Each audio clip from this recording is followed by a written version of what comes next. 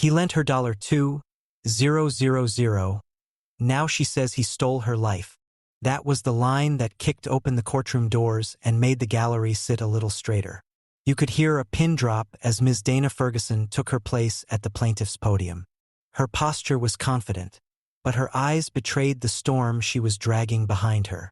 Betrayal, resentment, and a sadness that only comes when the knife in your back was handed to you by your own blood. Across from her sat Mr. Ferguson, her father. Yes, you heard that right. This wasn't just a money case. This wasn't just another, he said. She said. This was father versus daughter. And not over child support, not over custody, but over antiques, oil paintings, family heirlooms, and a $2,000 loan that somehow mutated into a legal wildfire. Dana claimed her father held her belongings hostage, that she'd asked him for help during a home move, that she was dealing with a stroke patient, that a truck broke down, that she had no time, no options, and trusted the one person who should have had her back. Mr. Ferguson, he just stared straight ahead, arms folded, jaw locked, no nonsense. He was a businessman, owned a trucking company, said she asked him to store her stuff, that he held it for 3 years, that she had access, that she even had a chance to walk through his warehouse with a Toyota pickup to collect what she believed was hers. And Judge Judy? The instant she sat down, you could tell she smelled drama from 10 feet away. She leaned forward, one eyebrow arched. Classic Judy. The kind of look that silently said, "You better not waste my time, sweetheart." "Let me get this straight," she said, pointing a finger like it was a loaded gavel.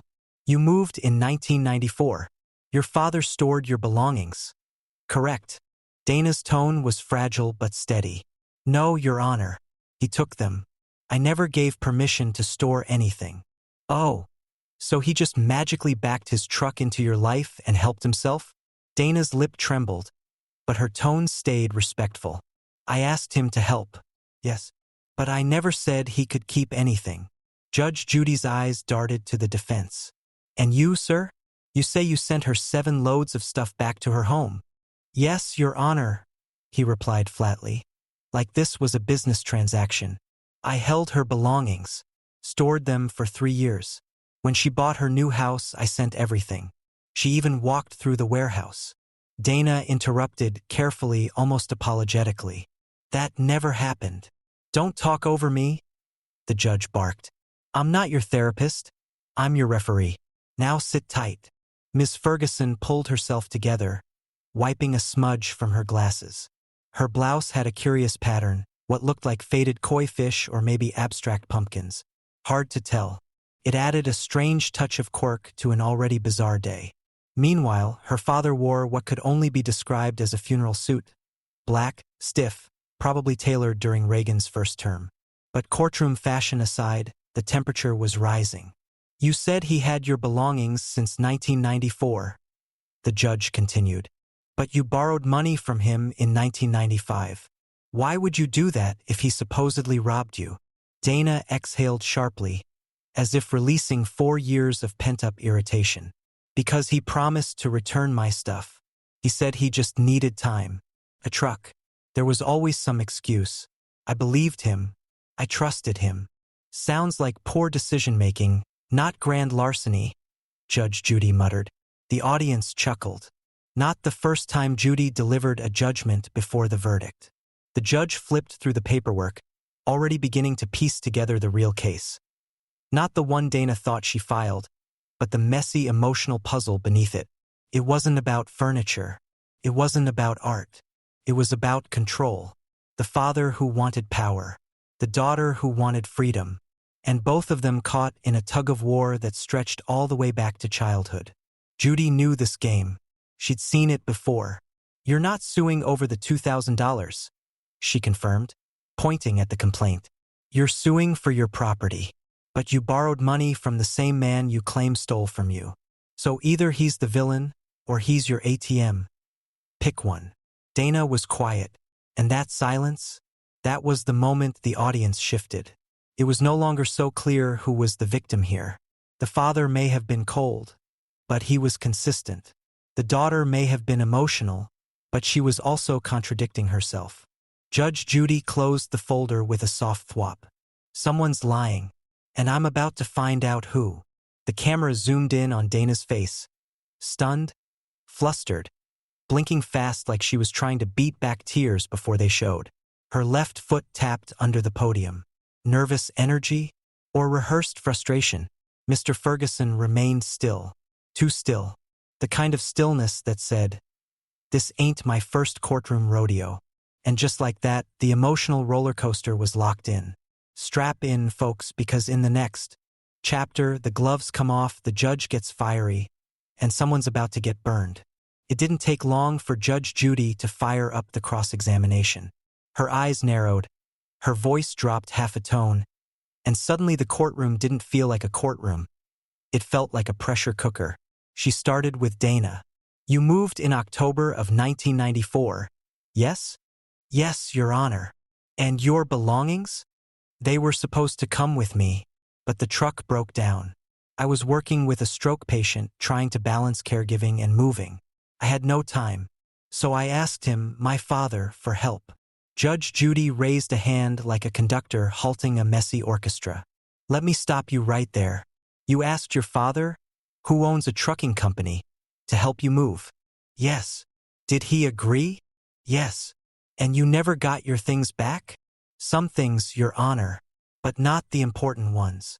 Judge Judy flipped the page with dramatic flair. "According to this, the things in question were antique furniture, artwork, and paintings. Am I reading that right?" Dana nodded. "Yes, Your Honor." "Now let's fast forward. May 23rd, 1995. You borrow $2,000 from him. Explain to me, why would you go back to the same man who, by your story, was holding your life hostage?" Dana swallowed. "Because I needed help." Again. Judy's tone turned acid. "So you trusted him enough to ask for cash, but not enough to believe he was storing your furniture?" The courtroom chuckled under its breath. Dana shifted on her feet. "That's not it," she said, voice cracking slightly. "He said he'd give it back. I kept offering trucks. He kept saying he'd handle it. Then nothing. Then the attention turned. Mr. Ferguson." Judge Judy wasted no time. "Sir, you said you stored her things in your warehouse?" "Yes." "For how long?" 3 years. "And she had access?" "I told her to walk through and take what was hers. I gave her a pickup truck for it." Dana interrupted. "That never happened." Judy snapped. "Don't interrupt when I'm about to make someone uncomfortable." The audience laughed. Judy leaned in. "You gave her a pickup truck to take a stroll through a warehouse full of antiques? What is this, the Antiques Roadshow?" Mr. Ferguson smirked. "She needed time. I gave her 3 years." Judy raised an eyebrow. "You gave her a limited time offer to find her missing heirlooms, and when she didn't, what, you kept them?" "No," he replied. "I sent 7 loads of stuff to her house after she got a settlement." "Any proof of that?" He blinked. "Well, no photos, but—" "Of course not," Judy cut in. "Because in this court, sir, no one brings photos. Everyone just brings drama." Laughter rippled again. Judge Judy sat back for a beat, then leaned forward with laser focus. "Let's talk about the $2,000 loan." Dana inhaled sharply. "You called your father and asked for it, yes?" "Yes, Your Honor." "And he agreed?" "Yes." "Did you offer anything as collateral?" There it was, the question that made Dana pause. A long, awkward pause. He asked for more appraisals. For the artwork. He wanted something else." Judy squinted. "So he did expect collateral? I guess." "Madam, you can't I guess your way through court. You either offered something or you didn't." Dana was unraveling. "I didn't think it was a formal loan. I just needed help. From my dad." Judy tapped her pen 3 slow, sarcastic taps. "People just needing help usually don't mention collateral." Then she turned the heat up. "Let me ask you this. If your father had stolen your belongings in 1994, why didn't you file a police report?" Dana blinked hard. "Because he said he'd return them. And when he didn't, why wait 4 years to bring this case?" I didn't know what to do." Judge Judy stared. You knew enough to ask him for $2,000 in the meantime. Sounds like you knew exactly what to do when it benefited you. Boom. The room stiffened. The defendant leaned back, visibly smug. Dana bit her lip, and then the weirdness kicked in. Out of nowhere, Mr. Ferguson added. She had a boyfriend who was helping her move. He didn't want me involved. There was drama. Judy blinked. What kind of drama? She accused me of hiding a painting she bought in Paris. Said I hung it in my guest bathroom. Laughter erupted. Even Judy had to smirk. In your guest bathroom? She repeated. Yes. Must have really tied the room together. Dana was stone-faced. It was mine. It had sentimental value. Judy rolled her eyes. And now it's covered in steam from daily showers. A pause. Then Judy sat upright and addressed both parties. Let me get this straight. You, she pointed at Dana, are accusing your father of stealing your artwork and furniture, then loaning you money, then refusing to give the rest back, while he says you had free access the entire time and just never came to pick things up, and you expect this court to untangle that spaghetti? Dana's face flushed. I want what's mine. Do you even know what's yours? Another pause. Ah, yes. Well, good, because we're about to find out. She slammed the file shut, and with that, Judge Judy entered her no-mercy zone. She was already spotting contradictions, sniffing out emotional manipulation, and hunting for the one piece of evidence that would expose the truth. Because in this courtroom, it's not about who cries louder, it's about who brings receipts. And in the next chapter, someone's about to get caught red-handed. There's a unique silence that descends in Judge Judy's courtroom when she's about to drop a bomb. It's not fear, it's anticipation. The audience sits tighter. The plaintiff holds her breath. And the defendant, usually too smug for their own good. And today was no exception. Judge Judy leaned forward like a shark circling her prey. Let's revisit the $2,000 loan, she said, voice calm. Too calm. You said your father gave it to you in May of 1995? Dana nodded cautiously. And that he asked for something in return? Just some updated appraisals, that's all. He already had some of my things. And you didn't find that strange? Dana hesitated. I mean, he was helping me. Judy cut in. No, he was not helping you. Helping would have meant returning your property. Not asking for appraisals like he was running a pawn shop. The courtroom chuckled. But you still borrowed the money, Judy continued, while believing he was hoarding your belongings. And now, for years later, you've decided it was theft. Not back then. Not in 95. But now. Isn't that convenient? Dana's lips parted, but nothing came out. Then the judge turned to Mr. Ferguson, who had been doing an outstanding impersonation of a cigar store Indian. Stoic, wooden, and dead silent. You say you sent 7 loads of her belongings to her house. Prove it. Mr. Ferguson shrugged. I don't have receipts. Of course not. Because in this courtroom, people show up with attitude, not evidence. The audience laughed. Judy continued. Did you ever write her a letter saying, I shipped your belongings? A fax? A telegram? A smoke signal? He shook his head. No, ma'am. She nodded with mock sympathy. Shocking. Then she pulled a yellow slip of paper from the file. What's this? She asked Dana. Dana squinted. That's the appraisal sheet I sent him. For the paintings. Right? You sent it. Which proves you were still communicating with him. Even after he supposedly stole from you. Dana's confidence cracked. Yes, but I didn't think he'd spare me, Judy snapped. You trusted him enough to send paperwork. You took his money. You offered art as collateral. But now you want me to believe he's a burglar in a business suit. Dana's voice trembled. He's my father. I didn't think he'd hurt me. And there it was. The real reason they were in court wasn't legal, it was emotional. But Judy wasn't finished. You borrowed money. He stored your stuff. Maybe he didn't send all of it. Maybe he did. But here's the problem, Ms. Ferguson. You have no inventory, no photos, no documentation, and no timeline that makes sense. And on top of that, you borrowed money from the man you're accusing. Dana blinked rapidly. I was desperate. Desperate people don't sue. Desperate people survive. You're here because you're angry. And court isn't therapy. It's justice. Then came the kicker. Judy held up a handwritten note, Dana's own words, from 1996. It read, "Thanks, Dad. I really appreciate you helping with the move. I'll come by this weekend to sort what's mine." Boom. The air was sucked out of the room. "Did you write this?" Judy asked. Dana stared at it like it was a ghost. "Yes.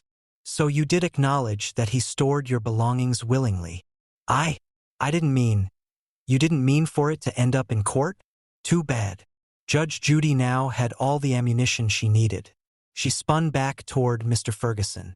"And you, don't get comfortable. You took things as collateral, without a written loan agreement. That's sloppy and smells like manipulation. This wasn't storage, it was leverage. Emotional leverage." Mr. Ferguson didn't flinch. "I was protecting my investment." "Sir," she fired back, "this isn't Wall Street. This is your daughter, not a condo in foreclosure." Then she delivered the line that broke the tension wide open. "You two don't need a judge. You need a family therapist and a locksmith." The audience burst into laughter. Judge Judy wasn't done. "You," she pointed at Dana, "are not entitled to what you can't prove was yours. And you," turning to Mr. Ferguson, "can't hold property hostage like it's a bartering chip at a garage sale." She sat back, satisfied. Then the cherry on top. "You thought lending someone $2,000 for art appraisals was smart? I've met raccoons with better judgment." A few people in the gallery nearly fell out of their seats. This case wasn't just a circus. It was a masterclass in what not to do with family money and furniture. And in the next chapter, the gavel falls with one final burn. There's a certain look Judge Judy gives right before she rules, a cross between "I've heard enough" and "I'm about to ruin your excuses permanently." That look was plastered on her face now, as she folded her hands, leaned slightly forward, and peered down at both parties like a disappointed teacher about to hand out failing grades. Let's recap what we've just witnessed. A daughter who borrowed $2,000 from her father after claiming he stole her belongings. A father who claimed he stored her things and then, out of sheer fatherly goodness, gave her a pickup truck to go shopping through a warehouse. 0 receipts, no inventory, just feelings, finger-pointing, and one painfully awkward thank you note. Judge Judy began slowly, each word cutting deeper than the last. "You want me to believe," she said, glaring at Dana, "that this man, your father, robbed you, held your antiques hostage, lied to you, and your response was to call him up and say, 'Hey, Dad, can I borrow $2,000? Dana opened her mouth. "No, don't answer. I already know." She turned to Mr. Ferguson. "And you're holding on to God knows what in your warehouse for 3 years, and you don't bother to document what belongs to whom." "It was my daughter," he shrugged. Judy scoffed. "Exactly. And you used that trust to play gatekeeper." A beat passed. "Let me tell both of you what really happened here," she said, tapping her desk like a ticking clock. "This wasn't theft. This wasn't storage. This wasn't even about money." The courtroom was silent. This was a control war, a slow, ugly power struggle wrapped in family drama. "And now you've dragged it into my courtroom like it's a soap opera pilot." She turned back to Dana. "You had time. You had his number. You had access. And yet you waited 4 years to bring this case? You never filed a police report. You never took photos. You never sent a single certified letter. You borrowed money from him. You sent thank you notes. That is not what people do when they've been robbed." Dana's voice was barely a whisper. "I didn't know what to do." "No," Judy cut her off. "You just didn't want to admit that maybe, just maybe, you played a part in this mess." Dana's face fell. Then Judy turned the flamethrower to the other side. "And you, sir, let me be very clear. You don't store antiques like they're lawn chairs. You don't hand out pickup trucks as if they're evidence vouchers. And you certainly don't take your daughter's things as collateral without so much as a post-it note saying why." Mr. Ferguson crossed his arms. "I was trying to help her." "No, you were trying to control her." And now came the judgment. I'm dismissing this case. Dana gasped. I'm not awarding damages to either party. There's no paperwork, no proof, no trail, just emotional landmines, excuses, and two people who couldn't be bothered to act like adults. She paused, then delivered the final dagger. You don't get money for being a fool. Case dismissed. Gavel slam. Boom. Just like that, the room exhaled. Dana stood still, blinking in disbelief. Her father didn't move like he'd won something, but he hadn't. Not really. Because here's the truth. When a family feud makes it to Judge Judy's courtroom, everybody loses. Some just lose harder.